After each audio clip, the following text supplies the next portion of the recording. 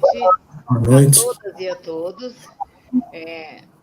Inicialmente agradecendo a convite muito me honra, né, em participar dessa conferência sua, por duas razões, né? Pelo brilho do evento e também, exatamente, pelo brilho do professor Humberto Célio Júnior, que é uma honra estar presidindo a sua mesa. Nós estamos aqui, nesse momento, abrindo, então, a fala para essa mesa sobre o trabalho do professor Humberto Célio Júnior com o Mercosul. Agradecemos também ao professor Wagner Menezes, a todos os integrantes, toda a equipe, professor Rui Badaró, todos os professores, e também parabenizando aos anteriores, que fizeram excelentes apresentações, e agora, para evitar ocupar mais o tempo, porque com certeza a sua fala será muito mais grandiosa, passo-lhe a palavra. Muito obrigado, muito boa noite, professora. É um prazer partilhar dessa mesa virtual, não é? Com você. Eu quero, antes de mais nada, agradecer à comissão organizadora, na pessoa do professor Wagner Menezes, que mais uma vez me honrou com o convite para participar desse que é o mais tradicional e consagrado Congresso de Direito Internacional do Brasil e, quiçá, do mundo, né? Eu venho tratar de um tema que há muito tempo me preocupa, que é justamente o acordo Mercosul e União Europeia. É meio difícil falar sobre ele porque o acordo não entrou em vigor, né? Nós temos visto e acompanhado pelos jornais, quase que diariamente até, notícias que vêm principalmente da Europa, líderes europeus que se opõem vigorosamente à assinatura do acordo, exatamente porque o Brasil tem deixado de cumprir um dos aspectos essenciais, inclusive, como eu vou mostrar, do acordo, que são as cláusulas ambientais. Então, evidentemente, o desmatamento que continua a existir na Amazônia de forma descontrolada, a suspeita de que há produtos brasileiros exportados de maneira não sustentável, isso tudo causa uma reação de grupos ambientalistas na União Europeia e de algumas lideranças. Ainda antes de ontem houve uma declaração, pela primeira vez eu ouvi essa declaração, da Angela Merkel, dizendo que ela tinha dúvidas a respeito do acordo.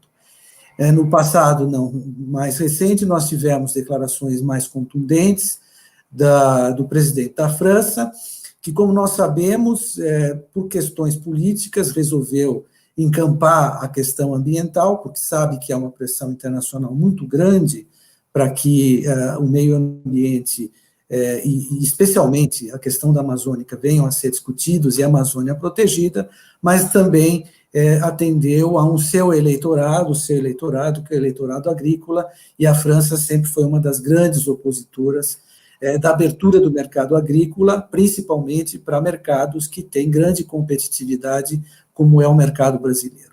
Então, esse é um contexto para falar de um acordo que eu, desde logo, devo dizer, vejo vantajoso para o Brasil, é essa a minha perspectiva, quer dizer, o acordo Mercosul-União Europeia, os desafios e as perspectivas para o Brasil, mas queria primeiro fazer essa contextualização de um acordo que ainda tem uma discussão política intensa e cuja entrada em vigor ainda é incerta. De qualquer maneira, é algo que teve uma negociação longa, uma negociação que durou 20 anos e que se materializou, né, em forma de apenas um shake hands político, mas que está na pauta dos parlamentos da União Europeia, ainda não entrou aqui na pauta dos congressos e parlamentos dos países do Mercosul, e é muito importante para nós todos do direito internacional. Eu queria, inicialmente, apenas fazer um apanhado, uma contextualização. Quer dizer, quando nós falamos do acordo Mercosul-União Europeia, nós temos que nos lembrar que o Brasil veio a reboque, demorou muito tempo para se posicionar em relação a um fenômeno que se denominou de uma proliferação desenfreada de acordos regionais do comércio, que já vinham acontecendo mesmo antes de consumada, digamos, e reconhecida a crise do sistema multilateral do comércio, a crise da OMC. Quer dizer, antes mesmo que se configurasse, como hoje nós temos, a crise da OMC, a paralisia da OMC, exatamente por falta de novos acordos dentro da OMC que acompanhassem as novas tendências da economia internacional, foi havendo uma proliferação de acordos regionais de comércio, que nós chamamos de acordos de deep integration, de integração profunda, exatamente porque eles contêm os temas que contém a economia do século XXI, que são temas, a começar, evidentemente, pela economia digital, o comércio eletrônico, o que eu me referi ainda há pouco, o comércio e o meio ambiente, o comércio e as relações trabalhistas,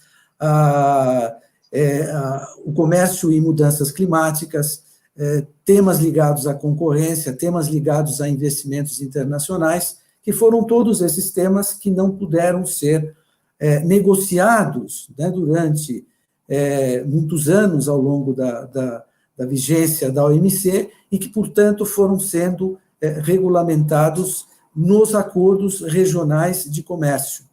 E o Brasil fez uma opção que, durante certo tempo, eu sempre digo isso, me pareceu correta, de apostar suas fichas na Organização Mundial do Comércio. E, tardiamente, a meu ver, demorou para perceber que não podia apostar suas fichas apenas num sistema multilateral e também apostar suas fichas em acordos regionais pouco abrangentes ou de pouco significado comercial, econômico, político e social, como o Brasil fez, para finalmente perceber que existe algo que se chama, na economia internacional, que é o efeito dominó, também fazer ele parte desse efeito dominó e participar desses acordos regionais de comércio, que nós chamamos de integração profunda, o deep integration, ou de última geração. Esse acordo com a União Europeia começou a ser negociado, como eu disse, há mais de 20 anos, né? E finalmente, o que nós tivemos no dia 28 de junho do ano passado foi, como eu disse, um acordo político. Simplesmente nós temos um acordo político, finalmente conseguimos acertar, aparar as arestas principais que nos distanciavam, e agora nós temos que trabalhar para efetivamente termos um acordo jurídico que possa ser submetido à apreciação dos parlamentos, do Parlamento Europeu, dos parlamentos de cada um dos Estados-membros da União Europeia e dos parlamentos dos membros do Mercosul. Então, esse um primeiro aspecto a se ressaltar, que nós tivemos ali, no dia 28 de junho, nós tivemos o anúncio político da conclusão desse acordo, e eu, antes de passar para alguns aspectos que me parecem essenciais desse acordo, eu quero chamar a atenção para o acordo em números, né? Nós estamos falando aí, se esse acordo vier a entrar em vigor, ou quando ele entrar em vigor, é sempre uma incógnita, nós não sabemos, hoje eu estou um pouco pessimista, mas ele vai representar um PIB de 20 trilhões de dólares, o que representa aproximadamente 25% da economia mundial, em um mercado de quase 800 milhões de pessoas, respondendo por 35% das exportações globais. Existe um comércio hoje birregional, ou seja, entre o Mercosul e a União Europeia, de 90 bilhões de dólares, isso em 2018, 76 bilhões só por parte do Brasil, que teve um superávit com a União Europeia de 7 bilhões de dólares. Um outro aspecto relevante quando se trata de números é que a União Europeia é o maior investidor estrangeiro no Brasil. Embora a China esteja se aproximando de números relativos em termos de investimento, a União Europeia ainda é o maior investidor estrangeiro Em 2017, seu estoque de investimentos era de 433 bilhões de dólares, metade desse valor investida no Brasil. Um outro aspecto, quando se trata de números, é que as empresas de serviços, e nós estamos numa sociedade em que nós chamamos, houve uma servicificação da economia, portanto, o setor de serviços é um dos setores mais promissores da economia. A União Europeia está envolvida em negócios na área de serviços, principalmente tecnologia, o que é importante. Nós estamos aí em via de fazer uma licitação para a tecnologia 5G. A União Europeia não está tão adiantada quanto a China, os Estados Unidos em 5G, mas está também na linha de frente dessa tecnologia. Telecomunicações, serviços empresariais, financeiros e de transportes, isso tudo chega a um montante de aproximadamente 20 bilhões de dólares. O acordo está dividido, evidentemente, na parte comercial e econômica e naquilo que a gente pode chamar na parte política. Justamente é a parte política, que eu vou apresentar daqui a pouco, é que tem suscitado todas essas controvérsias.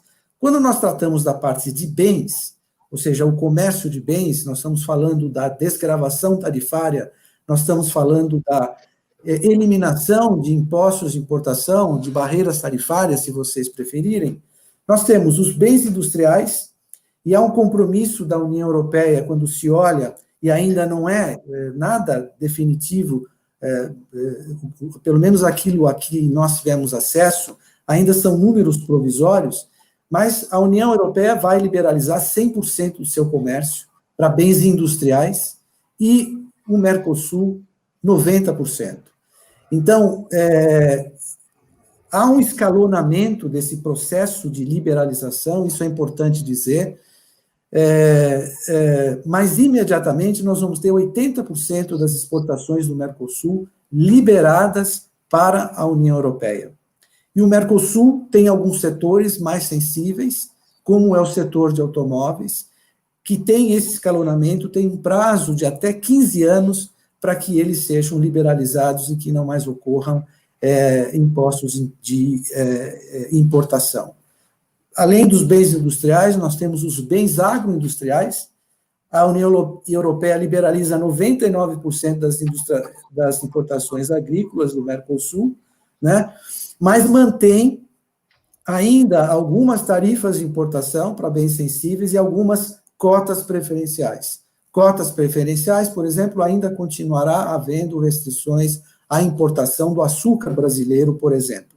Mas é um número bastante expressivo e é isso que também, quando nós tentamos discernir aquilo que é o aspecto comercial do político, é aí que nós temos que verificar que realmente a abertura de bens agroindustriais é o que incomoda exatamente alguns setores da União Europeia, alguns países em especial, como a França, né? Então, aí há essa abertura e, ao mesmo tempo, a utilização da questão ambiental como uma forma de justificar o fato de não vamos fazer esse acordo porque há questões ambientais envolvidas, e a gente sabe, e tem que saber distinguir aí até onde vai a hipocrisia, né? A hipocrisia eu não estou apenas defendendo a questão ambiental, eu estou defendendo o meu mercado. Então, isso é uma coisa que precisa ficar bem clara também. Quando nós falamos desse aspecto, que é o aspecto mais tradicional dos acordos regionais de comércio, nós temos a liberalização dos bens industriais, dos bens agroindustriais, como eu falei, nós vamos ter o que é comum nos acordos regionais, regras de origem, nós vamos ter, porque esse é um acordo de deep integration, de última geração, como eu lhes disse, ou a gente pode dizer que também que ele contém regras OMC Extra, Plus e Extra, que vão além daquilo que está na OMC. Mas ele reproduz também algumas regras que já estão na OMC, que são muito importantes também, não é, para um acordo regional. As medidas sanitárias e fitossanitárias, regras sobre barreiras técnicas ao comércio, ele contém regras de defesa comercial, dumping e salvaguardas, inclusive salvaguardas bilaterais. Então, esse é o aspecto, digamos assim, mais tradicional, OMC, que a gente chama OMC-IN, que reproduz o que é o arcabouço normativo da OMC, então isso é reproduzido quase ipsis literis, é incorporado ao acordo Mercosul-União Europeia. Então, esse aspecto é o aspecto menos problemático, eu diria, apesar de haver resistências protecionistas no tocante à relação, não as regras de barreiras técnicas e medidas sanitárias e fitossanitárias, quanto a isso não há problema, mas exatamente há o processo de desgravação tarifária no setor agroindustrial, né? Aí nós entramos, e o acordo é muito profícuo, prolixo, melhor dizendo, nessa parte, naquilo que nós chamamos de regras, que já não, elas não têm a ver exatamente com o processo de liberalização, de desgravação tarifária, que, como eu disse, vai ter um peso importante para o Brasil, mas nós entramos naquilo que nós chamamos, no jargão do comércio internacional, na parte de regras. Dentre as regras, temos aquelas que visam a facilitar o comércio. São regras para facilitação de comércio. Então, o acordo também reproduz um dos únicos acordos que, ao longo de 25 anos, a OMC foi capaz de assinar, de firmar um novo acordo, que é o Acordo de Facilitação de Comércio, que tem por finalidade agilizar e reduzir os custos de trâmites de importação, exportação e trânsito de bens, promovendo o uso e intercâmbio de documentos em formato eletrônico. Quer dizer, então o Brasil é signatário do Acordo de Facilitação de Comércio da OMC, e também existem essas regras nesse acordo com a União Europeia, portanto, isso irá colaborar para uma desburocratização aduaneira no Brasil. Isso já está ocorrendo, e acredito que, entrando em vigor esse acordo, essa desburocratização, essa criação de um cenário de maior transparência tenderá a se incrementar ainda. E quando nós falamos de regras, essas são regras para facilitar o comércio, nós falamos também daquilo que eu mencionei no início, o comércio de serviços, e vem junto o comércio de serviços e estabelecimento. Dá-se um destaque a um dos modos de serviço, tá? Como eles são classificados do OMC, o modo 3, o estabelecimento, nada mais é isso do que investimentos, né? O modo 3 de serviços é investimentos, é o estabelecimento de empresas prestadoras de serviços num outro país, né? Então, justamente isso equivale a um investimento internacional, que é quando outras empresas internacionais, empresas estrangeiras, se estabelecem num outro país. Ele tem um mecanismo, que é o mesmo mecanismo da OMC, que é de lista positiva, ou seja, os acordos, os países vão assumindo a abertura do setor, mas aqui é diferente do acordo de serviços da OMC, porque não existe uma pressão, nunca existiu uma pressão muito grande, né, para os membros da OMC assumirem seus compromissos de abertura nos diversos setores e subsetores de serviços. Então, aqui há todo um estímulo nesse acordo para que haja efetivamente uma liberalização no setor de serviços, como eu falei antes, serviços de telecomunicações e também serviços financeiros e serviços de tecnologia, né? Isso é muito importante. E um aspecto que é relevante, porque quando qualquer país faz um acordo com a União Europeia, o que percebe, e o que nós sabemos, a União Europeia é um processo de integração à parte, só tem esse processo no mundo, não existe outro. E é um processo altamente regulado, não é? Existem muitas normas que são regulamentos e diretivas, e é um processo extremamente regulado. Então, obviamente, na questão de serviços, há um capítulo que trata de regulação doméstica.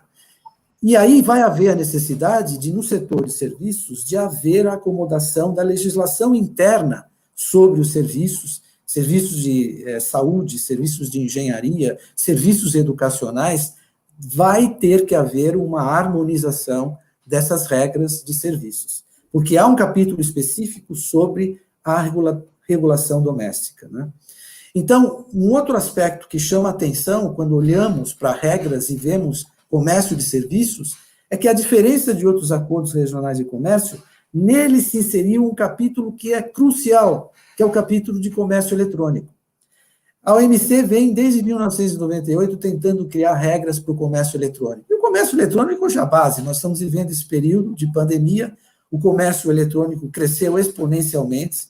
Então, o comércio eletrônico é algo que realmente representa um grande volume do comércio internacional hoje, né, e ele não poderia deixar de estar regulado.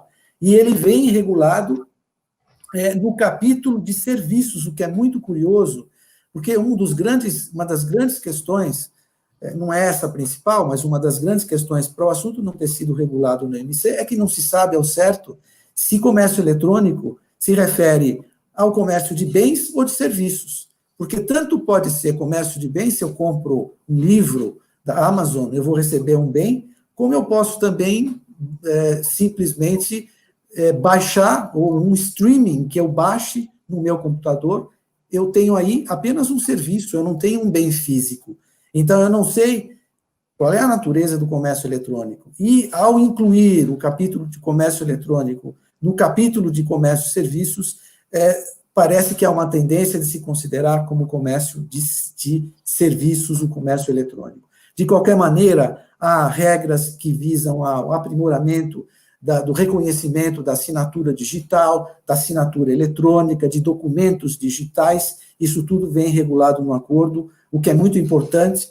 E o que é muito relevante associado a isso é a questão que vem sendo muito discutida no Brasil, hoje tem notícias nos jornais a respeito, a questão da circulação de dados. Porque quando eu falo de comércio eletrônico, obviamente eu tenho um grande fluxo de dados internacionais.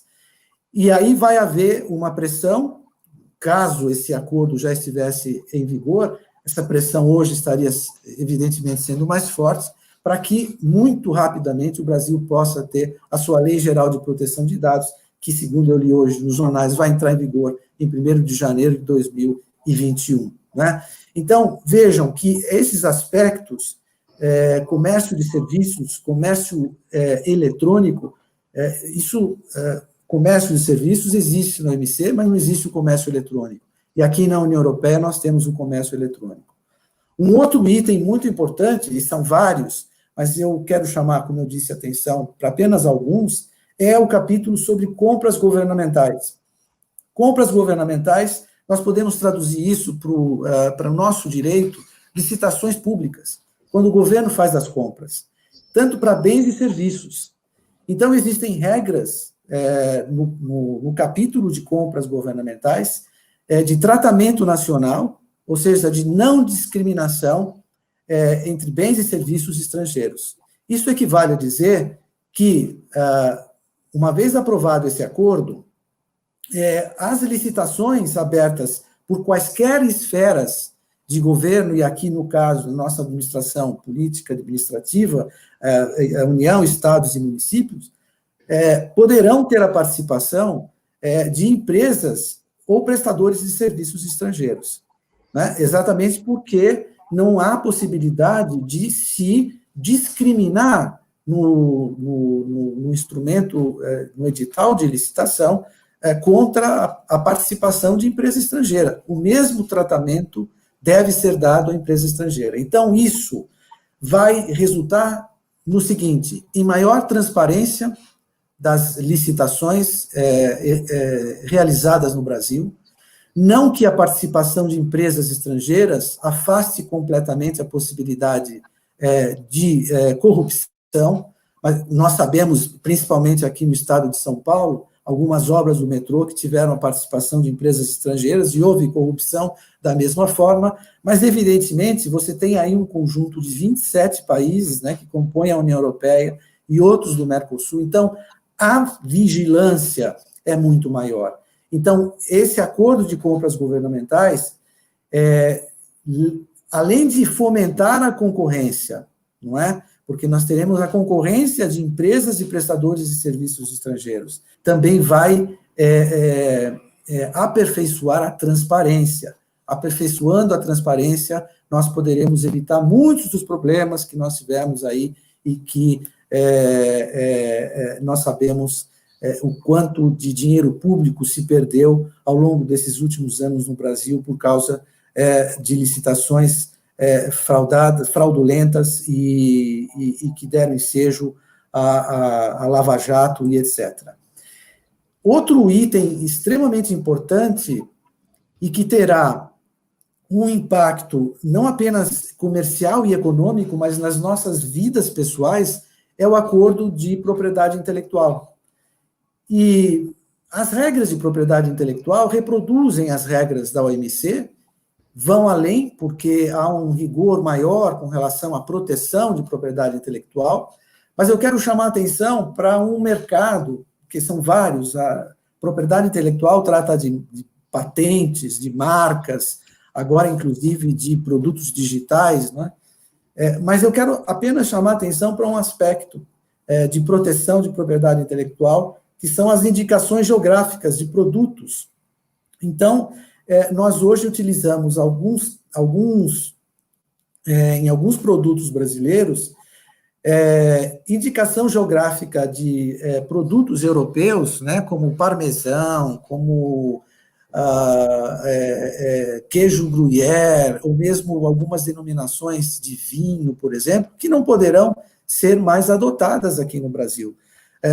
O queijo de Parma, essas indicações geográficas são muito claras ao estabelecer se o queijo é de Parma, é só o queijo de Parma que pode ser produzido e comercializado. Não existe o tipo parmesão, não é possível isso ser mais utilizada, né? Então, aí as grandes indicações geográficas que nós conhecemos da Europa, como champanhe e tantas outras, vão ter uma proteção muito maior. Então, alguns produtos que nós conhecemos no mercado vão deixar de utilizar qualquer sugestão que lembre produtos com indicações geográficas europeias. Mas tem o outro lado também que é muito relevante e é pouco discutido, porque há produtos agrícolas brasileiros, por exemplo, a cachaça, vinho e café, que também serão reconhecidos e protegidos, né? Então, esse é um aspecto muito relevante que vai ter um impacto comercial, econômico, relevante, mas também um impacto na nossa vida enquanto consumidores, né? Um outro aspecto que também precisa ser salientado é que existem, embora não na abrangência que se talvez pudesse esperar, existem regras de concorrência. Existem cláusulas que tratam precisamente do combate a cartéis e abuso de posição dominante.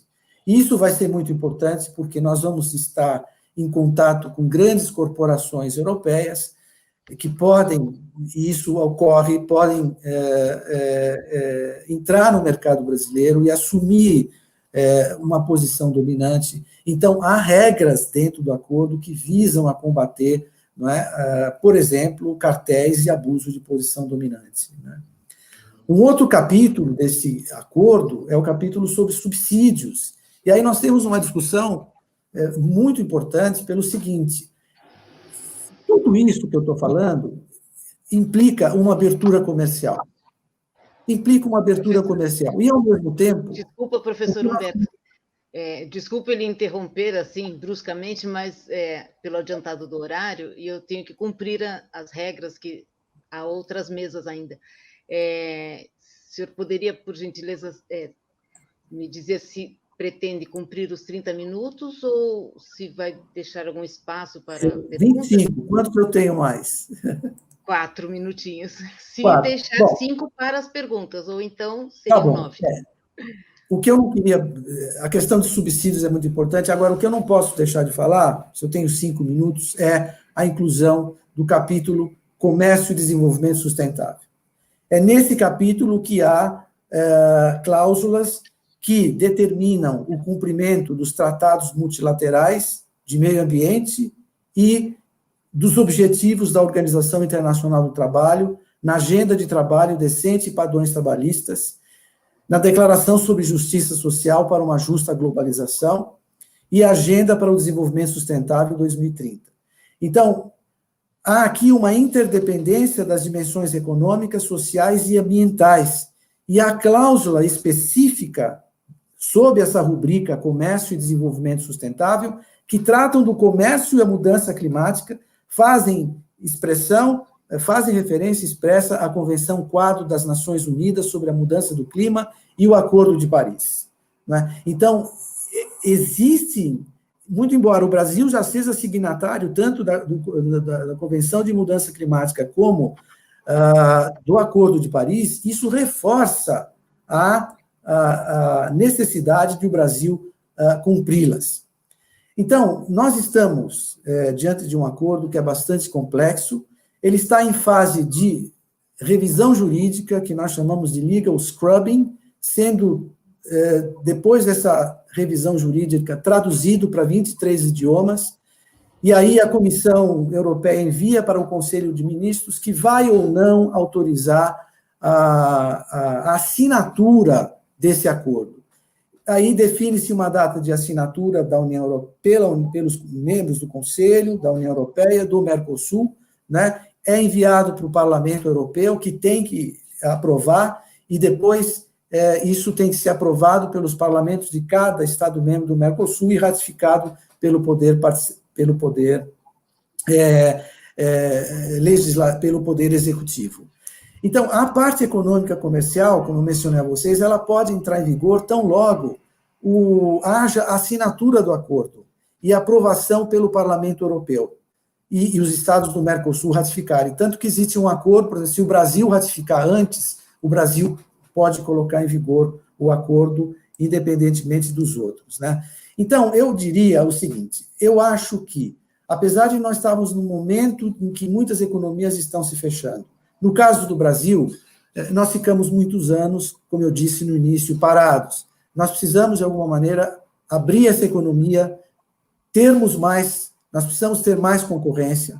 Então, o acordo vai trazer maior transparência de regras, menos corrupção, maior concorrência, aumento nos padrões técnicos e sanitários de consumo, cumprimento do meio ambiente, das regras do meio ambiente e mudança climática, porque não existe, por exemplo, solução de controvérsias, uma sanção eficaz para isso, mas o descumprimento, se eu continuar havendo desmatamento, né, daqui, quando for aprovado esse acordo, haveria, por exemplo, uma sanção, digamos assim, política.